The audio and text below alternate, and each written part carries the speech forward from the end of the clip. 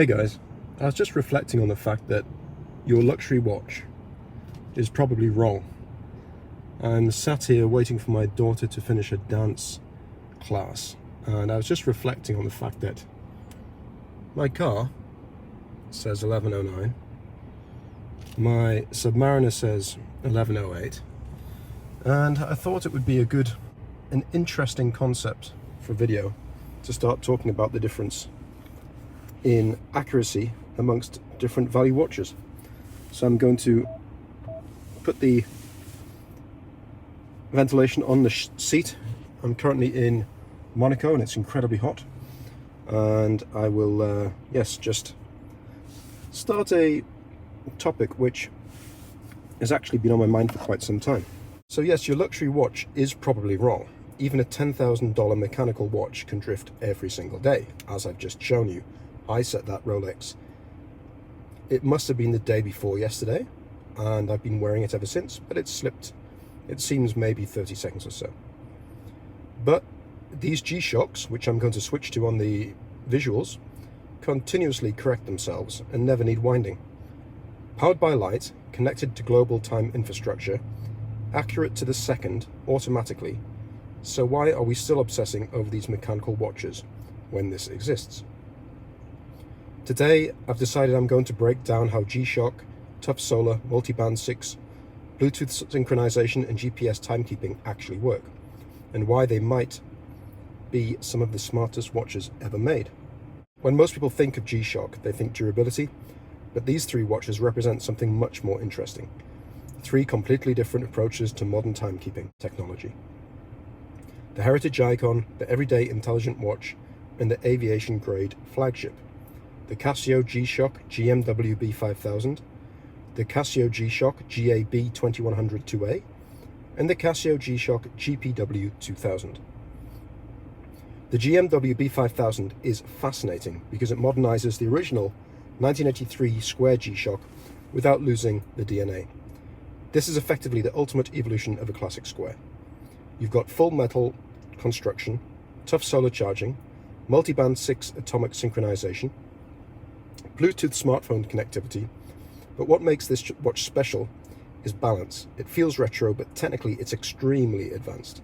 The tough solar panel is integrated beneath the display, continuously converting both sunlight and artificial light into electrical energy. That energy is stored in a rechargeable battery system designed for long-term cycling and extremely low power consumption. Then there's multiband 6. The watch receives atomic calibration signals from the transmitters across Japan, China, the United States, the United Kingdom, and Germany, I believe. Typically overnight, the watch automatically synchronizes itself. And if radio signal isn't available, Bluetooth synchronization takes over through your smartphone. So the watch is continuously aligned to highly accurate global time standards. No winding, no setting, no battery placement. It just works. So, the GAB 2100, an everyday intelligent watch. This takes a very different approach. This watch is less about nostalgia and more about intelligent everyday wear. The original Casio, as some have come to name it, design may look minimalist, but internally it's a highly modern platform. You still get tough solar charging, Bluetooth synchronization, world time functionality, atomic time correction, but what makes this watch impressive is efficiency.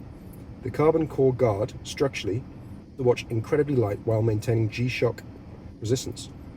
On wrist, it almost disappears, and that's the genius of it. It combines technical functionality, minimal maintenance, continuous accuracy, and genuine versatility. You can wear it with a hoodie, a polo shirt, even a relaxed blazer, even with a suit, in my opinion. In many ways, this probably is the purest expression of modern G-Shock philosophy. Advanced technology without friction. Now onto the GPW 2000, the aviation instrument. So this is something completely different. The GPW 2000, this isn't just a watch, it's closer to a wearable aviation instrument. Designed for pilots and international travel, it combines multiple positioning and synchronization systems into one platform. I've used this watch so many times when I travel, and I just love it's delightful the way it just naturally syncs as you land to the relevant time zone. You don't have to think at all, and you know with 100% confidence it's going to be correct. Inside the watch, you've got GPS satellite synchronization, multiband 6 radio synchronization, Bluetooth connectivity, tough solar power. That means the watch can determine your location, your time zone, and the correct atomic time, almost anywhere on Earth. The GPS system communicates directly with the satellites orbiting the planet, allowing the watch to automatically update local time based on your location. Land in another country, and the watch adjusts itself automatically. No menus, no chrono adjustments, no interaction required. Technically, it's one of the most sophisticated analog G-Shock systems ever built, and honestly, I can't think of a watch that isn't a full digital watch which actually has this level of sophistication for timekeeping. I'm sure that's a slightly loaded statement or controversial statement, and it might get people arguing backwards and forwards, but that's the beauty of this channel and conversations that start. Let me know if you have another opinion. So the bigger point is that what connects these three watches isn't just durability, it's automation. Each one removes small layers of friction from daily life. Solar charging removes battery anxiety, atomic synchronization removes drift, Bluetooth removes manual setup, GPS removes travel adjustments, and when you combine all of that together, you get something most luxury watches still can't offer: effortless precision. So now I want to talk about the technical elements that we've gone through at a high level so far with these three watches. So how Tough Solar actually works. At its core, Tough Solar is a highly efficient photovoltaic power system developed by Casio. Easy for you to say, but that isn't just a solar panel stuck onto a watch. Underneath the dial, or integrated into the display depending on the model, you've got a light-sensitive solar cell that converts both sunlight and artificial indoor light into electrical energy. That energy is stored inside a rechargeable lithium-ion battery, engineered specifically for long-term charging cycles. What makes Tough Solar impressive is efficiency. Even relatively weak, low indoor lighting can maintain charge levels because the movement itself in the watch consumes extremely little power. Most Tough Solar models can operate for months in complete darkness, and I can say this with first-hand experience that is absolutely true. And with power saving mode activated, some continue functioning for over a year without exposure to light. The watch intelligently shuts down non-essential systems when inactive. Displays may go dark, internal circuits enter low power states, timekeeping continues in the background. And again, firsthand, I can say categorically that I've put watches in a dark environment, these G-Shocks, for over 6 months, over 1 year even, and they spring back to life as soon as I just touch a button or expose them to light. What I actually did for this video is put these three watches away for longer. Yep, I'm not exaggerating. I'm lucky enough to have many watches, and I put these three away until they literally refuse to work anymore, just for this video, just for you guys watching. So you can see all of them are not active. It looks like they're essentially dead, which the battery is.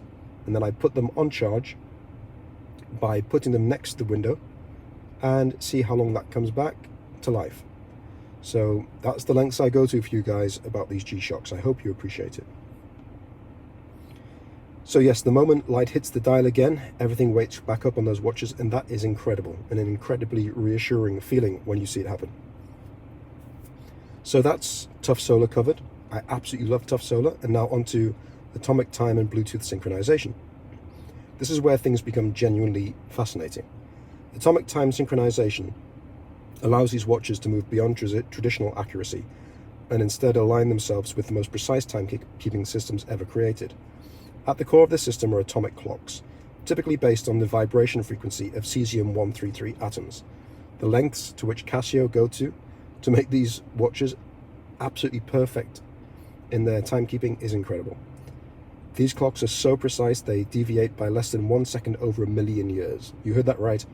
They deviate by less than 1 second over 1 million years. Your G-Shock doesn't generate this accuracy itself, it connects to it. It's like a node in a mass timekeeping environment or ecosystem. There's two primary ways this happens. First, Bluetooth synchronization. Models like the GA-B2100 connect to your smartphone through the G-Shock app. Your phone accesses the internet, time servers calibrated against atomic clocks, and correct time is securely transmitted back to the watch. the watches then automatically calibrate itself. Second, radio-controlled synchronization. Models with multiband 6 receive low-frequency radio signals from dedicated atomic time transmitters around the world, including WWVB in the United States, MSF in the United Kingdom, DCF77 in Germany, and JJY in Japan. I did a video on these specific transmitters some time ago, and if you look on my channel, you'll be able to see in great detail how these work. Typically overnight, the watch synchronizes automatically. So instead of merely being accurate for a watch, it becomes continuously synchronized to the global atomic time infrastructure. So the functional advantage. So here's the part that people overlook. This isn't just about technology, it's about friction. With a mechanical watch, you wind it, you reset it after power reserve runs out. You adjust for travel, you occasionally correct drift. Individually, these are small actions, but over years, that becomes hundreds of interactions.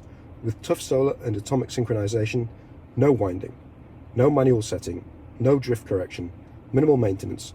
You put it on and then you stop thinking about it. So, as a final conclusion, luxury watches celebrate the craftsmanship, the heritage, the mechanical artistry, and that really matters. I, for one, absolutely love it, and that's why I will always own mechanical luxury watches and non-luxury mechanical watches. But G-Shock does represent something different. Functional intelligence, engineered to become more accurate, require less interaction, survives harsher conditions, and operates almost indefinitely with minimal attention. No emotional value, no historical value, but functional value. So the question isn't, is a G-Shock better than a Rolex? That's the wrong question. The real question is, do you value mechanical tradition or effortless precision? Because these watches quietly give you something which most watches can't. Time without thinking about time. I hope you enjoyed that random set of thoughts from Stormrider, and I look forward to bringing you a new video very soon. Have an excellent day, guys. Bye.